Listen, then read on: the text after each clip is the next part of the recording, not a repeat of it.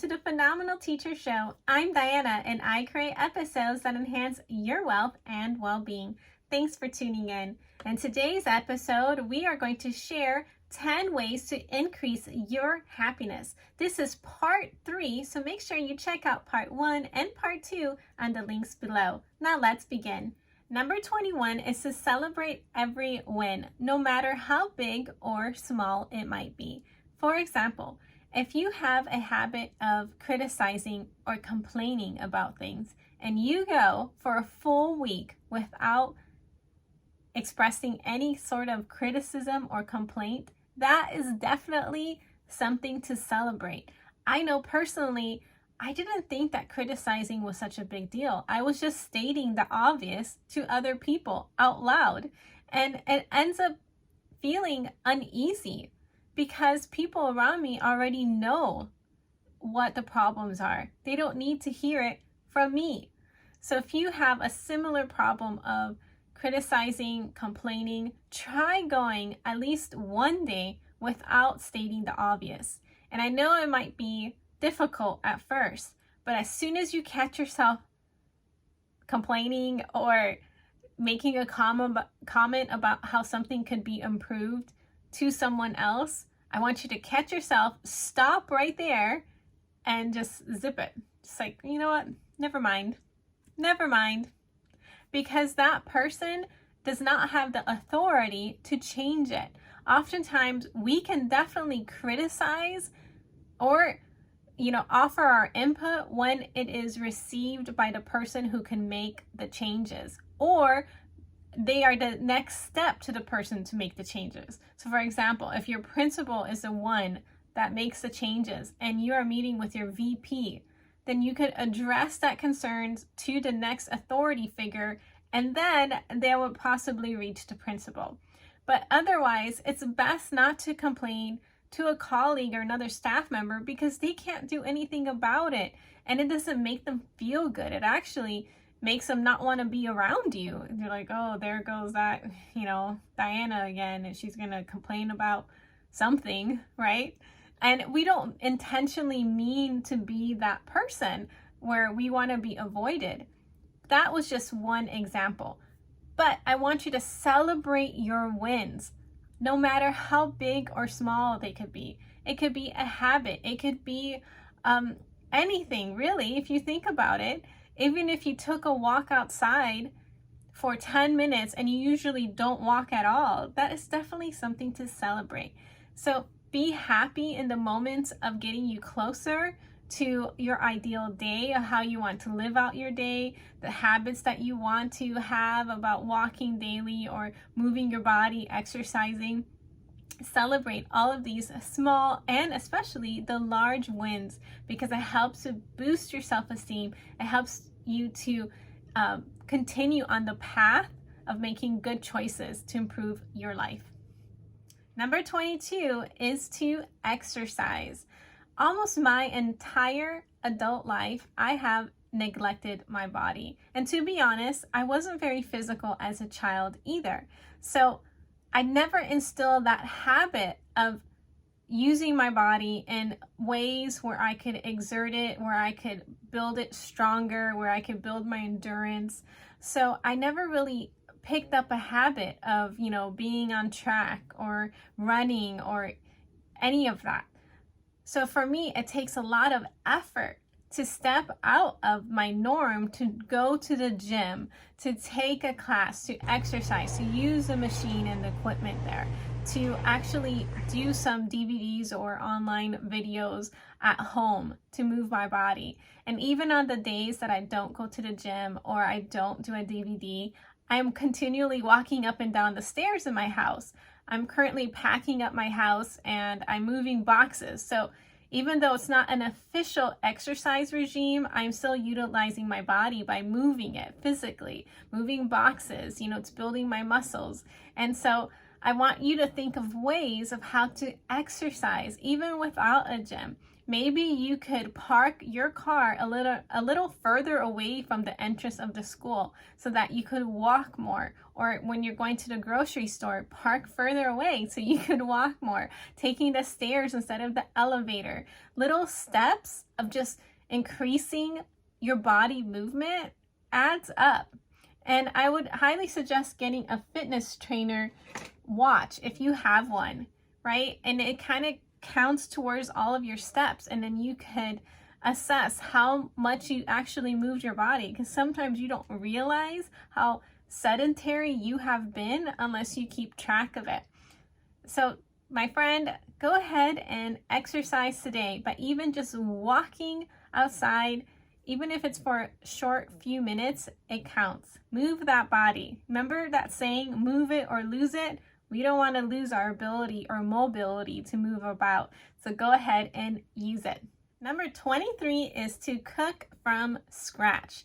There is something special about following a recipe that's been passed on from generations, or just a recipe that you're familiar with that you just got online, and just to do it from scratch, of making something from its basic ingredients instead of a pre-packaged form. And it's a lot healthier for you because you are in control of the salt, of the spices, of the fat content in it, of what kind of oils that they're using. Maybe it's refined oils, right? So you are in more control, and it's a lot healthier by cooking from scratch, and it brings a lot of joy. My mother is a fantastic cook, and she cooks pretty much everything from scratch. And that makes such a difference because when I eat it, I'm really enjoying that meal. So I want to encourage you to cook from scratch. If you don't like to cook, for example, I don't personally like to cook because my mom was such a fantastic cook. Why would I need to cook? I did leave the house at an early age, and then I realized all I could do was make macaroni and eat Cheerios and sandwiches. So that was a downfall. But if you learn how to cook from scratch and actually enjoy it, it adds so much more value to your overall health because you are in charge of all of the ingredients that are put into that. And so you wouldn't be surprised, especially going to a restaurant, and they add all sorts of things on that plate that you have no idea have been added on there, or the quantity of it that has been added on there. The amounts of sugars, the amounts of fat, the amount of salt, sodium is huge, and it causes inflammation. So just something to think about on finding meals from scratch, or if someone in your household enjoys to cook, by appreciating how they're cooking and maybe encouraging them and helping them to cook one thing out of scratch. Number 24 is to make a fancy breakfast. There's something so special about having a plate that is arranged beautifully with breakfast items like pancakes and syrup and eggs and crepes, which are my favorite, with beautiful displayed fruits on top, right? So I generally don't eat breakfast, to be honest, because I have intermittent fasting most of my days, unless we are on vacation or we have family visiting, etc. And then I would eat breakfast. I generally just eat around noontime, and that's the time that I break my fast. Wait, listen closely. What's that sound? It's birds. Number 25 is to listen to birds. There's something special about hearing them chirp and the melodies that they can produce depending on the breed of bird. And so I love listening to them. It screams out springtime and summertime, and it's just a wonderful way of appreciating the many sounds that they make. So the next time you go outside, or even by your window, I want you to listen to birds and appreciate the beautiful sounds that they produce. Hey friend, if you are enjoying this episode, please hit the like button, subscribe, and share this with a fellow teaching friend. Go ahead and download the free PDF listing 30 ways to increase your happiness today. The links are below. Now back to the show. Number 26 has a huge impact on the clarity of your mind, on your overall well-being, and it is to tidy up a room in your house. Just pick one room. If your whole house is a mess, it can feel overwhelming by just stepping into it and like, where do I even begin? But if you just focus on one room at a time, it doesn't feel so overwhelming. For example, I am currently moving, so I have boxes everywhere. And right now I'm packing up my closet. If I were to look around myself, like this is my home office, and then look at the other rooms in the house that I have to pack, I just feel like it's overbearing. Like, oh, where do I begin? There's so much to do, so little time. And so if I just pick one area to tidy up, then I feel more accomplished once it's done, and I can move on to the next area, the next room of the house. So I want to encourage you to pick just one room and start there. Start tidying up, and you could feel the energetic cleansing that happens, where you even start sorting out piles of to give, to keep, to donate, to throw away. And so it feels good to actually dust through things and reorganize everything. Number 27 is to visit somewhere new. Now, COVID has really prohibited us from traveling overseas or sometimes traveling to national sites. When I visited Philadelphia a couple months ago, the Liberty Bell was closed, Independence Hall was closed. So make sure that you plan ahead of time to see which areas are still open for you to visit, if the museums are back open again, etc.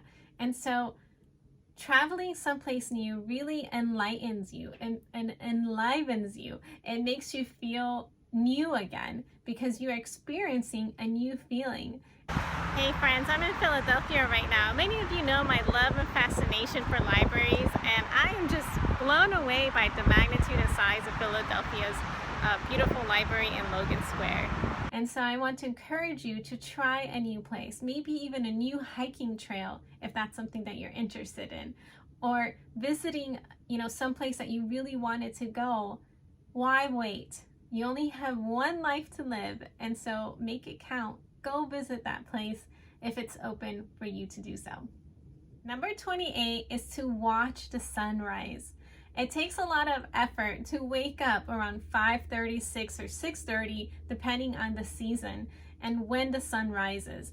But if you do that, it is so uplifting, because it's sort of like greeting the day within the sun. And it's a wonderful time to instill a meditation practice or to set your intention for that day as the sun rises. You can do sun salutations. Those are like yoga body movements. I mean, there's so many things you could do during sunrise. My favorite experience of watching the sunrise was in Mauna Kea on the Big Island of Hawaii, and I actually ended up eating chocolate chip cookies right on top watching the sunrise. It was about 40 degrees or so that morning, and I was all bundled up with my chocolate chip cookies watching the sunrise. It was fantastic. Number 29 is eating healthy.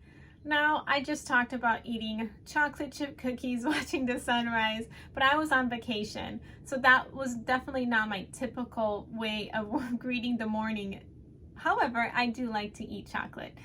Now, when eating healthy, it helps you because it helps you to focus. It doesn't give you crashes throughout the day. Like if you're having a lot of carbs, I literally have to take a nap afterwards. Like my body is using up so much energy that when I eat like a plate full of pasta, spaghetti, etc., I'm exhausted afterwards. So tune into your body and see how does it react to certain foods. Like which ones do you feel more energized after eating, and which ones actually slow you down after eating, especially if you're eating lunch and you still have a few hours left to go before the school bell rings and the students are dismissed. So what kind of food are you eating? For me, I know salads are energy in leaves. I don't know how else to describe it, because when I eat it, I feel refreshed and I feel energized, although I'm not full. The things that get me full is if I add sunflower seeds on there, other vegetables on top, like bell peppers, tomatoes, onions, etc. Olives really fill me up. So play with the combinations and see how your body reacts to certain foods by instilling a healthy habit of choosing foods that are actually clean, unprocessed, and back to its natural state of being without being packaged, because that can be really harmful for you. Number 30 is to have a PJ day. There's nothing more relaxing than knowing that you just have to wake up, roll out of bed, and continue wearing your comfortable clothes. Now, sometimes at certain schools, you might have PJ day during the spirit week or a theme week, etc. But if you don't, that's okay. You could just create your own PJ day and then hang out in your clothes. I do that when I know that I will put them in the hamper later on that day, so I could take a shower and then put on clean pajamas and then go into my clean sheets, just for integrity purposes. I don't like walking about and then having germs accumulated onto my PJs and bringing that to bed with me. So that's just me personally, but you do what's right for you. And having a PJ day is like so refreshing, because you do not have to get your hair ready, you don't have to change out of your clothes, you don't have to put on makeup. You could just, well, friends, that concludes this episode on the Phenomenal Teacher Show. Thanks for allowing me to share these 10 ways to increase your happiness. I would love to know in the comments below which ones are your favorites. Which ones have you tried, or which ones are you planning on trying? Please comment below. In the meanwhile, I want to invite you to join me at the Phenomenal Teacher Association. It is for pre-K to 12th grade educators who want to increase their wealth and well-being in a supportive community. So come join us. The links are below. Until then, I'm always here to support you on this transformational journey of becoming the phenomenal, the extraordinary, the amazing teacher that you have always intended to be. And I'll see you next time. Goodbye for now. Look at these gorgeous tulips. Aren't they just darling? One of my favorite fancy breakfasts was at Four Sit Inn in Savannah, Georgia. It was made right there in the kitchen and it tasted wonderful.